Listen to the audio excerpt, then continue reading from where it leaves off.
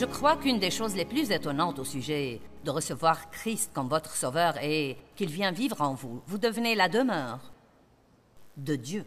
Je crois que nous devons être bien plus étonnés de beaucoup de choses et je crois que si nous restions plus étonnés, nous ne serions jamais à court d'espoir. Pensez-y, vous êtes la demeure de Dieu. Dieu vit en vous.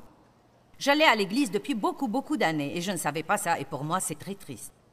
J'allais à l'église, je servais à l'église, mon mari était ancien à l'église et je n'ai jamais su que Christ vivait en moi. J'avais toujours l'impression que j'essayais de saisir quelque chose et je me rappelle un matin, après que Dieu ait touché ma vie en 1976 et qu'il m'ait donné une grande faim pour la parole et j'avais commencé à étudier la parole et je crois que je donnais une petite étude de Bible à la maison à ce moment-là.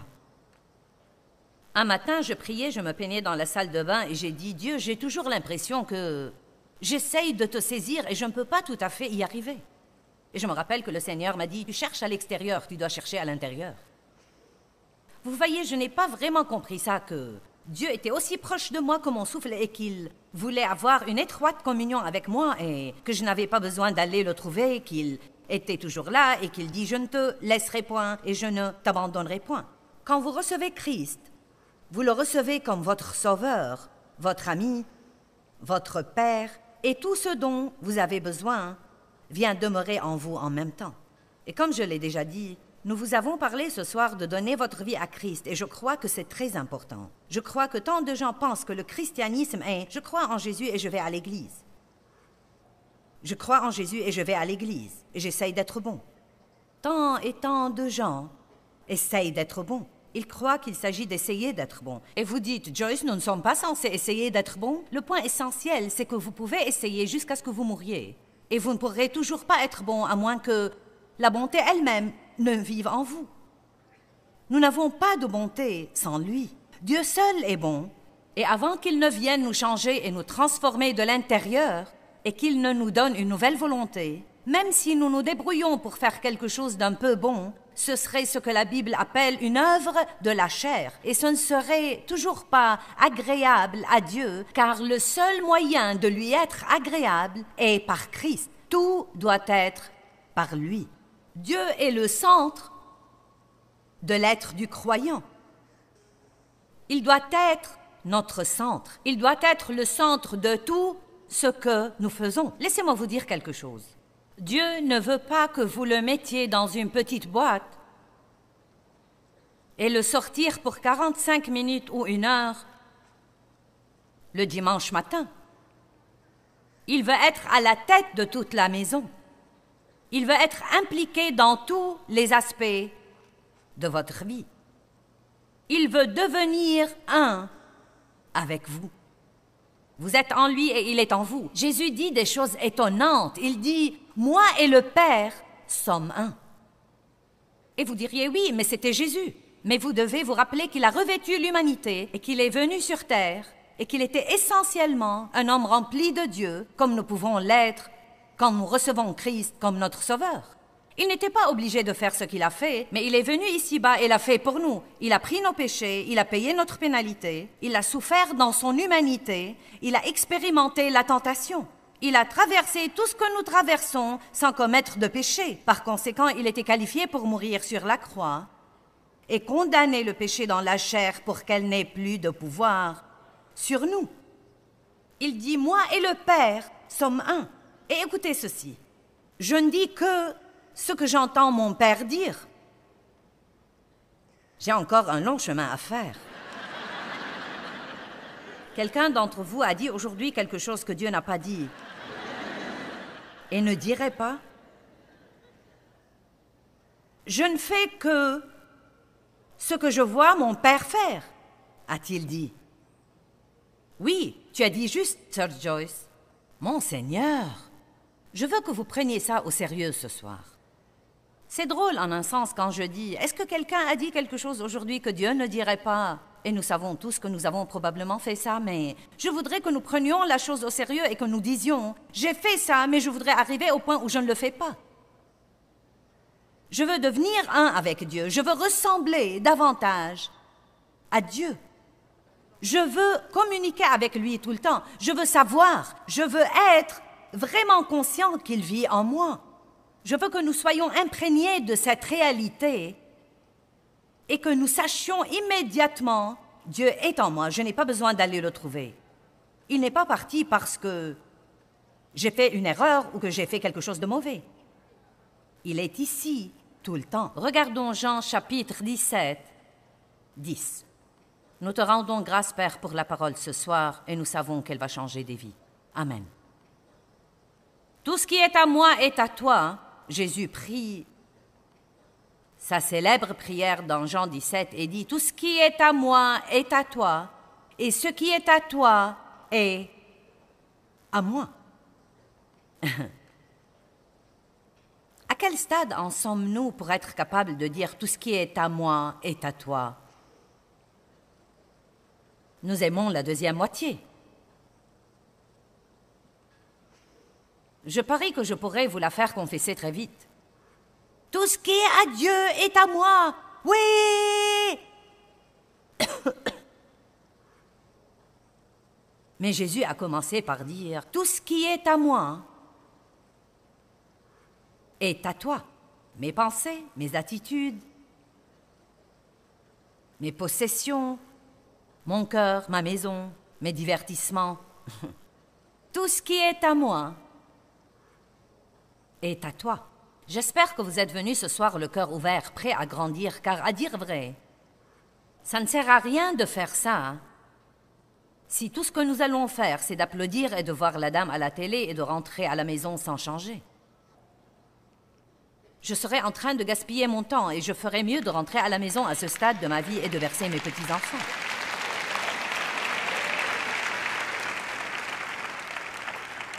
Je ne veux pas être à mi-chemin entre où j'étais et où je devrais être. Je veux faire tout le chemin avec Dieu. Je crois qu'il va y avoir une onction ici ce soir pour que vous preniez la décision de faire tout le chemin avec Dieu. Tout ce qui est à moi est à toi. Wow! Et tout ce qui est à toi est à moi. Jean chapitre 16, verset 15. Jésus a dit, tout ce que le Père a est à moi. C'est pourquoi j'ai dit qu'il, l'Esprit, prend de ce qui est à moi et qu'il vous l'annoncera, le déclarera, le révélera et le transmettra. Maintenant, notre relation avec le Saint-Esprit est très importante. Parce que Jésus dit à ses disciples, dans un autre verset, « Il vous est avantageux que je m'en aille, car si je ne m'en vais pas, le Saint-Esprit ne viendra pas. » Comment pourrait-ce être avantageux à quelqu'un de ne pas avoir Jésus là avec lui? Parce qu'il ne peut être à un moment donné que dans un seul endroit, mais le Saint-Esprit peut être partout, tout le temps. Il peut aider chacun de nous exactement selon le besoin, où que nous soyons partout dans le monde, à n'importe quelle heure du jour ou de la nuit. Et il prend ce que Jésus a acheté avec son sang du Père et il nous le révèle, il nous enseigne la parole pour que nous sachions ce qui nous appartient. Il nous enseigne la parole. Ne croyez pas que vous pouvez apprendre la parole parce que vous l'étudiez. Le Saint-Esprit doit vous enseigner la parole. Il doit vous révéler la parole. Je n'ai rien à vous dire ce soir qui vaille votre voyage ici si le Saint-Esprit ne met pas son onction dans les paroles que je dis. Et nous devons toujours demander à Dieu, « Saint-Esprit, enseigne-moi. » Avant d'aller à n'importe quel service, avant de lire la Bible, avant de lire un livre, apprenons à nous humilier d'une façon plus profonde et arrêtons de croire que nous allons le comprendre de nous-mêmes. Il dit, « Il vous est avantageux que je m'en aille, car à ce moment-là, le Saint-Esprit viendra. » Et si nous regardons Jean chapitre 16, à partir du verset 7, je voudrais vous lire quelques versets que nous mettrons sur l'écran. Jésus dit, « Cependant, je ne vous dis que la vérité quand je dis qu'il vous est profitable, bon, opportun, avantageux que je m'en aille. Car si je ne m'en vais pas, le Consolateur, le Conseiller, le Consolateur, l'Avocat, l'intercesseur, le fortifiant, qui se tient prêt, j'aime qui se tient prêt. Il se tient prêt. As-tu besoin de moi? As-tu besoin de moi? L'une des prières les plus saintes que nous puissions prier est « Au secours! Aide-moi, Seigneur, aide-moi, aide-moi, aide-moi, au secours. Vous pourriez dire ça 100 fois par jour. Aide-moi, Seigneur, aide-moi. Aide-moi à passer la journée avec joie. Aide-moi à nettoyer ma maison, à tondre la pelouse. Aide-moi à conduire dans le trafic. Aide-moi à ne pas blesser mes enfants. Aide-moi, aide-moi, aide-moi. Aide-moi à venir à bout de tout ce que je traverse en ce moment. Aide-moi. Apprenez à dire aide-moi. Si vous ne dites pas beaucoup aide-moi, c'est qu'il y a beaucoup de choses que vous ne savez pas.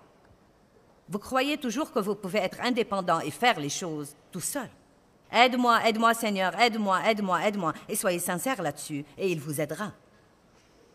L'intercesseur, il ne viendra pas vers vous, a dit Jésus, si je ne m'en vais pas, le Saint-Esprit ne peut pas venir. Et je veux qu'il vienne pour être en communion étroite avec vous. Mais si je m'en vais, je vous l'enverrai pour être en communion étroite avec vous. Vous n'aimez pas la partie de l'étroite communion, vraiment? Étroite communion. Vous voyez, pendant toutes les années où j'étais bigote, j'allais à l'église et j'essayais d'être bonne et j'essayais de bien me comporter et j'essayais de respecter le règlement. Et je croyais sincèrement que j'étais sauvée parce que je croyais vraiment que Jésus était mon sauveur. Je croyais vraiment qu'il est mort sur la croix pour moi. Je comprenais le message du salut par la grâce, mais je ne comprenais pas ce truc de Dieu qui vit en nous. Je ne comprenais pas qu'il vivait en moi. Je ne comprenais pas tout ce que Dieu voulait être pour moi tous les jours. Je ne comprenais pas qu'il voulait être impliqué dans tous les aspects de ma vie. Je croyais que Dieu était pour les cas d'urgence, mais je ne savais pas que j'étais un cas d'urgence tout le temps. Je ne m'en étais pas encore rendu compte. Combien d'entre vous savez que vous vivez dans la salle des urgences de la vie? Vous êtes dans le service des soins intensifs tout le temps. Alléluia. Si vous n'avez jamais lu de très bons livres sur le Saint-Esprit, sur le ministère du Saint-Esprit, étudiez la Bible sur le Saint-Esprit et lisez tout ce que vous pouvez trouver sur le Saint-Esprit. J'ai un livre que j'ai écrit intitulé « L'intimité avec Dieu ». Vous pouvez être aussi proche de Dieu que vous le voudrez. Je ne sais même pas si nous l'avons avec nous. Je l'ai écrit il y a quelque temps, mais vous pouvez le prendre de nous si vous le voulez. Si vous ne voulez pas mon livre, prenez le livre de quelqu'un d'autre. J'ai lu de nombreux livres sur le Saint-Esprit. Vous devez faire ça de façon régulière pour que vous compreniez cette merveilleuse puissance, cette onction, cette force, l'aide, le réconfort, le conseil qui est avec vous tout le temps. Vous n'avez pas besoin d'aller le trouver, il est avec vous tout le temps. Dieu vit en vous. Qu'y a-t-il pour être déprimé? Dieu vit en vous. Oui, nous avons des problèmes, mais mon Dieu, la solution à nos problèmes vit en nous. Combien d'entre vous sont d'accord sur le fait que si nous gardions ça dans nos pensées un peu plus, nous ne serions pas si inquiétés par tous nos petits problèmes minables? Verset 8. « Et quand il sera venu, il convaincra le monde et lui apportera la démonstration en matière de péché et de justice, droiture du cœur et la justification devant Dieu. Soyez toujours, quand le Saint-Esprit vous convainc de péché, soyez-en toujours reconnaissants. Mon Dieu, je me rappelle toutes les années où je péchais sans même savoir que je péchais. J'étais si insensible. Je pouvais être méchante envers les autres sans même savoir que j'étais méchante. Mais maintenant, je ne peux pas faire ça. Si je suis un peu sévère ou un peu impolie avec quelqu'un, non mais je suis convaincue. Et ensuite, je pensais, oh Dieu, encore une chose qui ne va pas chez moi. Mais maintenant, je dis, oh merci Dieu pour ne pas m'avoir laissé tranquille. Soyez contents quand vous recevez la conviction du Saint-Esprit, car vous savez ce que cela veut vraiment dire? Cela veut dire qu'il vous aime trop pour vous laisser tranquille. Cela veut dire qu'il vous aime trop pour vous laisser comme vous êtes. Il se consacre à vous aider à être un avec Dieu.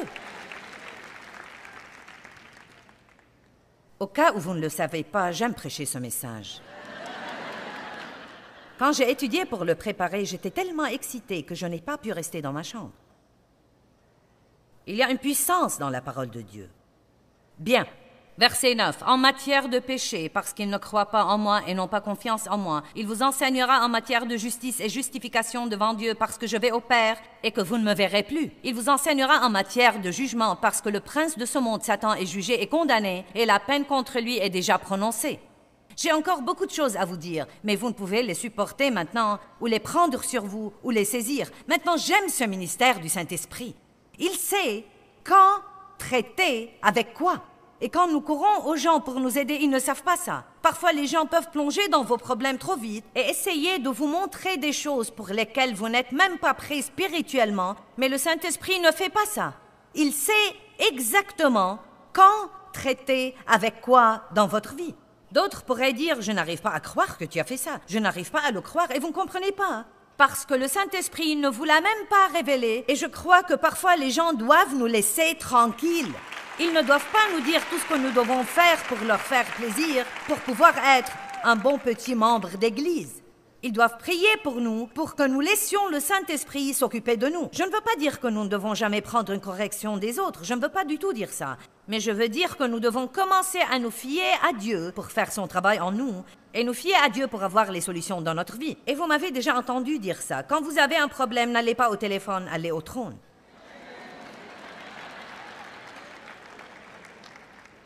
N'allez pas demander ce que vous devriez faire à une bande de gens qui ne savent même pas ce qu'ils font. Vivez assez longtemps et vous comprendrez ça. Même lire des livres est parfois intéressant, vous savez, car vous pouvez lire un livre qui dit une chose et un livre qui dit autre chose, et ensuite vous êtes comme... Lundi, soyons tous pauvres, l'autre dit, soyons tous riches, lundi, faisons ceci, faisons cela, jeudi... Ouf! Dieu, pourquoi tu ne me dis pas ce que tu en penses? Bien, donc il dit ensuite, il vous enseignera toute la vérité, il vous conduira, vous mènera et vous guidera dans toute la vérité. Et je prie que le Saint-Esprit utilise ma bouche ce week-end pour vous guider vers un peu plus de vérité pour votre vie. Pour être dans l'union avec Dieu, un mot que nous ne connaissons pas très bien, cela veut dire être un avec lui, être d'accord avec lui, être dans l'union, dans la pensée, les paroles, les motifs, les actes et les désirs. Christ vient demeurer en vous. Le Saint-Esprit vit dans votre esprit et commence à vous mener et à vous diriger du centre de votre être quand vous êtes régénéré. Ceux d'entre vous qui avez reçu Christ ce soir, je peux vous dire maintenant que vous n'allez plus vous sentir à l'aise pour pécher après ce soir. Donc, à certains égards, vous pouvez devenir plus malheureux. Eh bien, c'est la vérité, car vous faites peut-être des choses auparavant et ce n'était pas un problème pour vous, parce que vous n'aviez pas Dieu en vous pour vous convaincre. Maintenant, vous allez dire, pourquoi ça ne m'amuse plus désormais de traîner dans ce bar et de m'enivrer? Hein? Pourquoi donc je n'aime plus ça, vous savez?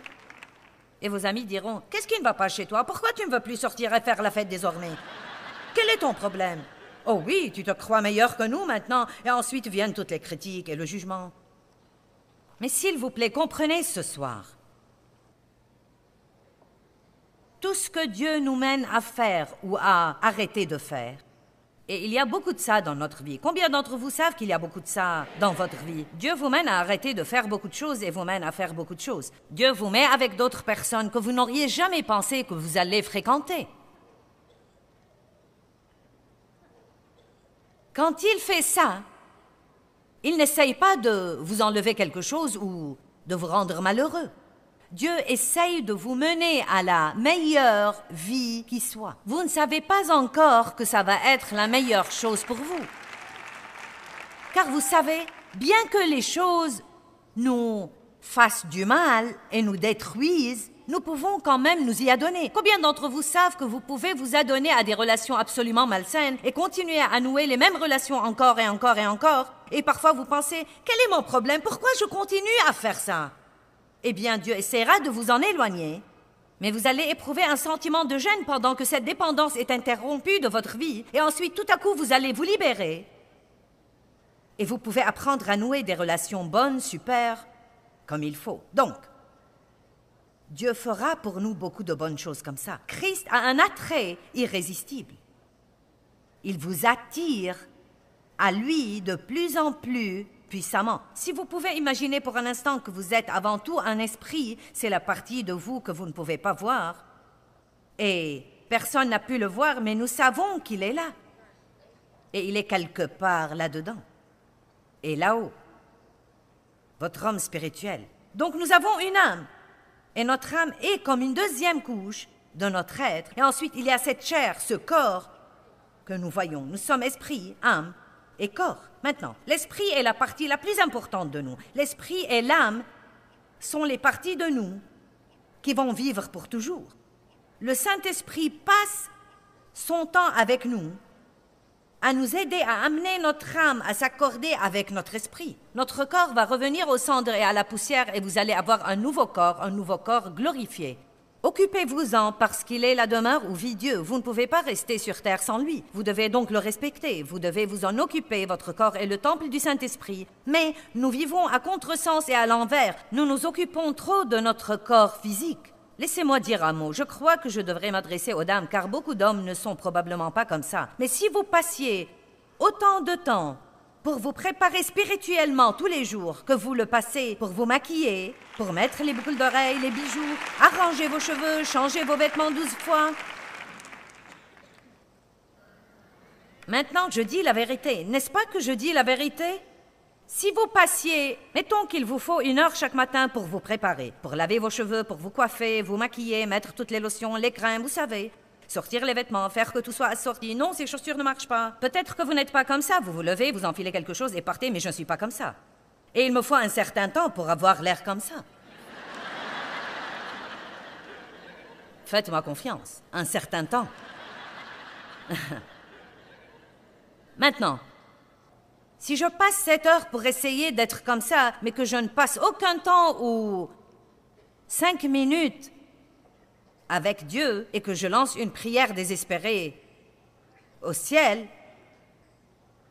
ce ne serait pas difficile de comprendre pourquoi je me sentirais vide et malheureuse, et vous savez, insatisfaite et mécontente. Je serais peut-être mignonne, mais je ne serais pas heureuse. Allez. Vous devez comprendre que la partie spirituelle de vous est vraiment plus importante que les parties que vous voyez. Elle est beaucoup plus importante que les parties que vous voyez parce que ce corps va vivre 70, 80, 90 et peut-être 100 ans. Mais après, pouf, parti. Ils reviennent aux cendres et à la poussière. Maintenant, Dieu ressemble à un aimant énorme dans votre esprit. Et constamment, il attire le reste de vous pour venir à lui, le laisser d'être en tête, le laisser être votre guide. Maintenant, l'âme est d'habitude un problème énorme. Votre esprit vous parle de Dieu. C'est là où vous communiquez avec Dieu, là où vous recevez des révélations, là où est votre conscience. L'âme ne vous dit rien sur Dieu. Votre âme non crucifiée vous parle de vous.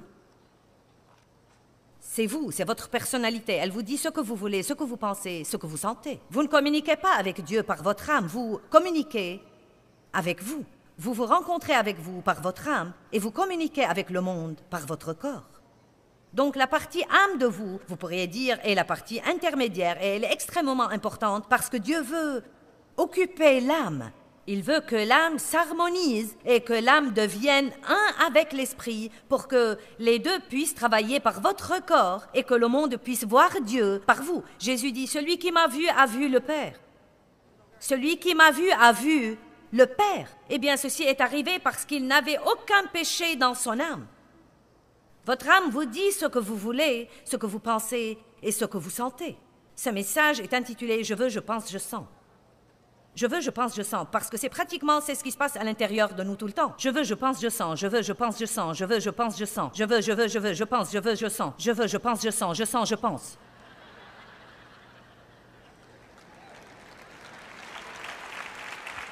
Non mais n'est-ce pas vrai? Nous disons à Dieu ce que nous voulons, nous pensons et nous sentons. Au lieu de dire « Dieu, montre-moi ce que tu veux. Apprends-moi à penser comme toi et aide-moi à sentir ce que tu sens. » Mais non, nous disons à Dieu, eh bien, je pense, je veux, je sens, je veux, je crois, je sens, je veux, je pense, je sens. Nous disons à tout le monde ce que nous pensons. Nous disons à tout le monde ce que nous sentons. Eh bien, rappelez-vous que tout ce que Jésus a reçu par son obéissance à Dieu est à nous, mais que nous devons grandir en Christ pour le recevoir. La maturité spirituelle est très importante.